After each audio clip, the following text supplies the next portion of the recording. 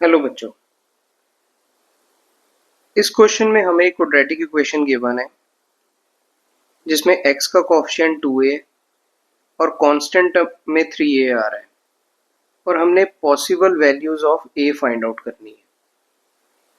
Question में हमें given है कि अल्फा एंड बीटा इसके रूट्स हैं और अल्फा की वैल्यू 1 से स्मॉलर है और बीटा की वैल्यू 1 से ग्रेटर है, जिसका क्या मतलब हुआ कि इस क्वाड्रेटिक इक्वेशन के जो रूट्स हैं वो डिफरेंट हैं। तो अगर क्वाड्रेटिक इक्वेशन के रूट्स डिफरेंट हैं तो इट मीन्स अगर हम इसका ग्राफ बनाएंगे तो वो एक्स एक्सिस को 2 पॉइंट्स पे इंटरसेक्ट करेगा। दूसरी चीज, एक्स स्क्वायर का कोफिशिएंट 1 आ रहा है जो कि पॉजिटिव है, तो क्वाड्रेटिक इक्वेशन में अगर एक्स स्क्वायर का कोफिशिएंट पॉजिटिव हो तो उसका जब ग्राफ बनाते हैं तो वो एक अपवर्ड पैराबोला बनता है।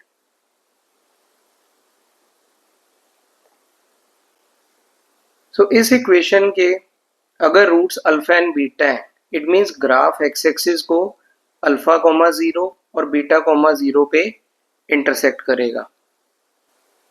एंड अल्फा कॉमा 0 जो है वो 1 कॉमा 0 के लेफ्ट पे होगा और बीटा कॉमा 0 जो है वो 1 कॉमा 0 के राइट पे होगा।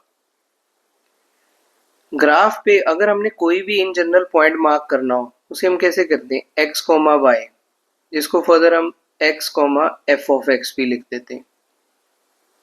ठीक है, तो अब यहाँ पे क्लियरली हमें क्या ऑब्जर्व हो रहा है कि जब x की वैल्यू 1 है उस टाइम y की वैल्यू एफ ऑफ 1 जो आ रही है वो x एक्सिस के नीचे है, मतलब ऑर्डिनेट नेगेटिव है। ऑर्डिनेट मीन y कोऑर्डिनेट, तो y कोऑर्डिनेट जो है वो नेगेटिव है क्योंकि अगर कोई पॉइंट x एक्सिस के नीचे है वहां पे y कोऑर्डिनेट नेगेटिव होता है।